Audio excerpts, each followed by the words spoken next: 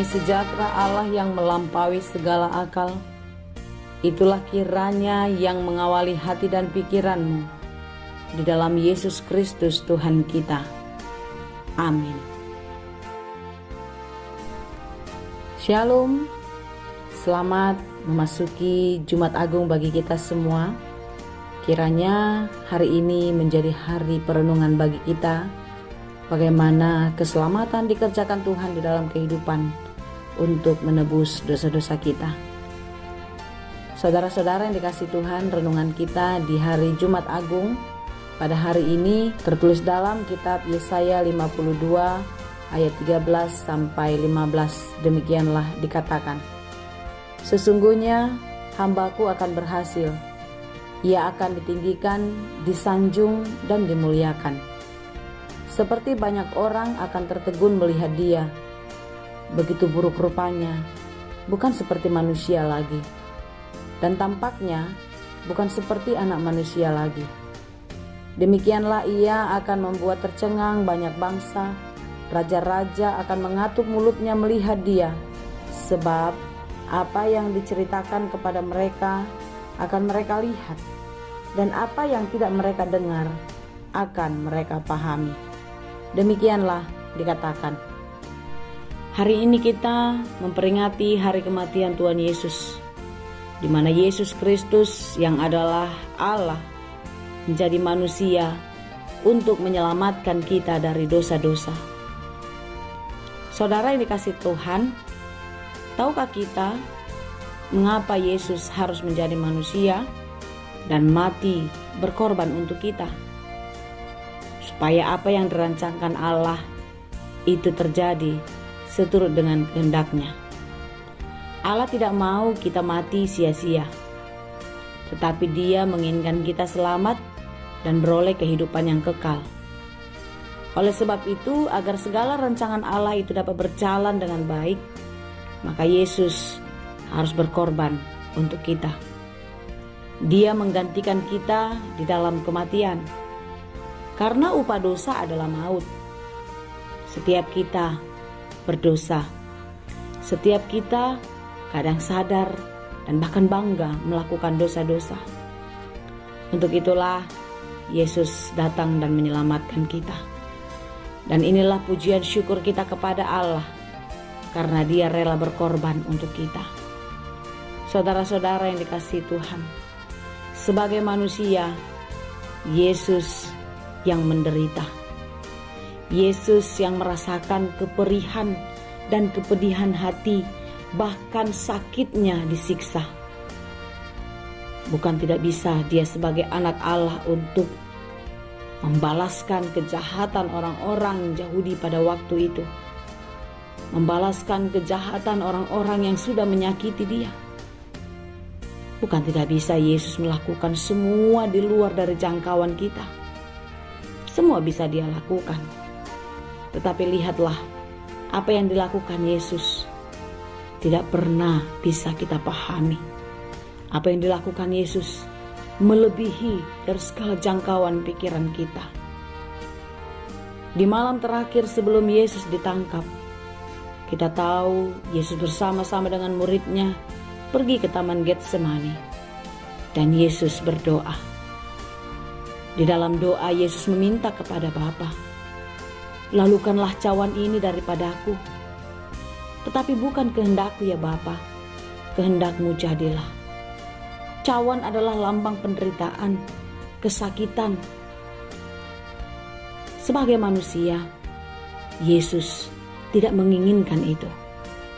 Tetapi sebagai anak Allah, Dia tunduk dan taat pada kehendak Bapa. Saudara-saudara yang dikasihi Tuhan, melalui khotbah kita pada hari ini, marilah kita merenungkan apa yang sudah kita lakukan kepada Tuhan di dalam kehidupan kita. Sebesar apakah ketaatan kita, kesungguhan hati kita untuk melakukan kehendak-Nya. Lihatlah apa yang sudah dikorbankan. Yesus mati untuk kita. Yesus mati untuk menebus dosa-dosa kita. Masih sanggupkah kita melakukan segala keinginan daging yang hanya memuaskan diri kita? Saudara-saudara yang dikasihi Tuhan, janganlah kiranya pengorbanan yang besar yang sudah dilakukan Tuhan dalam hidup kita menjadi sia-sia. Marilah kita menerima keselamatan ini di dalam ucapan syukur, dan di dalam penerimaan kita akan keselamatan yang diberikan Tuhan, kita menjalani kehidupan kita di dalam kebenaran seturut dengan kehendak-Nya. Yesus disalibkan, mengubah semuanya menjadi lebih baik, mengubah kehidupan manusia, kehidupan yang berdosa, kehidupan yang terhukum, menjadi orang yang merdeka. Saudara-saudara yang dikasihi Tuhan, lihatlah Yesus yang disalib. Dia mempertaruhkan harga diri, mempertaruhkan martabat dan eksistensi Allah yang maha kuasa. Pargogo nasu hatudusan, tidak ada bandingnya apapun yang ada di dunia ini. Iblis merasa menang, iblis merasa di atas angin, karena iblis bisa menggoda Adam dan Hawa jatuh ke dalam dosa. Dia merasa lebih hebat karena bisa memperdaya manusia. Dan iblis memproklamirkan dirinya yang paling berkuasa di atas bumi. Iblis merasa bangga kalau Yesus mati, kalau Yesus melewati kematian.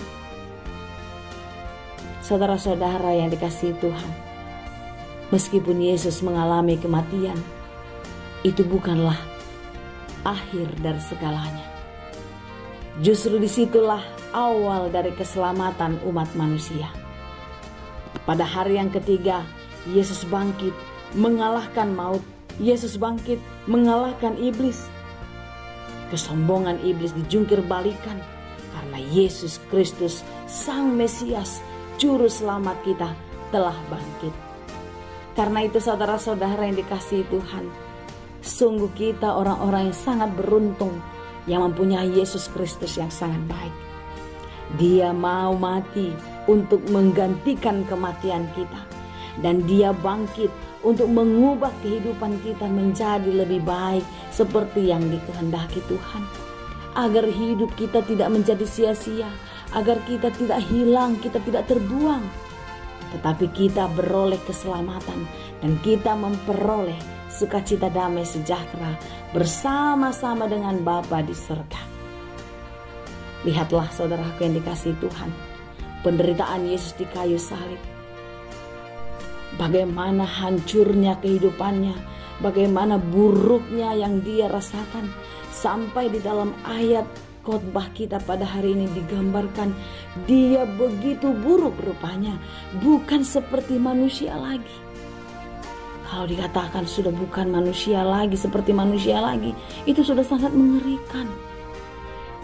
Tetapi apa yang dikatakan di dalam renungan kita, sesungguhnya hambaku akan berhasil, ia akan ditinggikan, disanjung, dan dimuliakan. Yesus Kristus yang mati akan bangkit dan menang melawan maut. Dia adalah Allah kita, Dia adalah penyelamat kita yang juga akan membangkitkan kita dan memenangkan kita di dalam kehidupan. Marilah kita memegang keselamatan ini sampai Maranatha tiba. Mari kita merenungkan penderitaan Yesus Kristus yang sudah dikerjakan bagi kita, sehingga kita mau mengubah hidup kita menjadi lebih baik, melakukan apa yang merupakan kehendak Allah di dalam kehidupan kita, dan menjauhi segala larangannya. Lihatlah, dikatakan tadi ketika Yesus menunjukkan kemuliaannya, tercenganglah banyak bangsa, raja-raja akan mengatuk mulutnya melihat Dia. Semua lidah akan mengaku, semua lutut akan bertelut hanya kepada Tuhan Yesus. Semua lidah akan mengaku bahwasanya Yesus Kristus adalah Tuhan. Di memperingati hari kematian Tuhan Yesus di Jumat Agung ini, hendaklah kiranya mengubah kehidupan kita menjadi lebih baik, mengubah hidup kita menjadi lebih mencintai Tuhan dari sebelumnya, sehingga kita tidak mau lagi mencemarkan kehidupan kita. Kita tidak mau lagi merusak citra kita sebagai anak-anak Allah, tetapi kita akan menjaga kewibawaan kita sebagai anak-anak Tuhan, sebagai orang yang sudah menerima keselamatan dan penebusan di dalam kematian Tuhan Yesus. Kiranya kasih Kristus senantiasa menyertai kita dan kita terus berpegang kepada kasih setianya dan akan terus melakukan apa yang sesuai dengan kehendak-Nya. Tuhan Yesus memberkati. Amin. Terima kasih Tuhan untuk firman-Mu hari ini. Firman-Mu yang sungguh-sungguh berkuasa mengubah hidup kami. Pengorbanan-Mu Yesus yang sungguh-sungguh dahsyat bagi kami karena Engkau menyelamatkan kami. Biarlah keselamatan ini menjadi keselamatan yang kekal bagi kami dan kami bisa menjalani kehidupan ini sampai kedatangan Tuhan Yesus yang kedua kali. Engkau mendapati kami setia dan percaya kepadamu. Terima kasih Bapa di surga. Kami serahkan seluruh hidup kami, seluruh perjalanan dan pekerjaan kami. Biarlah Tuhan yang memelihara. Hanya di dalam Yesus kami berdoa. Tuhan memberkati engkau dan melindungi engkau. Tuhan menyinari engkau dengan wajah-Nya dan memberi engkau kasih karunia. Tuhan menghadapkan wajah-Nya kepadamu dan memberi engkau damai sejahtera. Amin.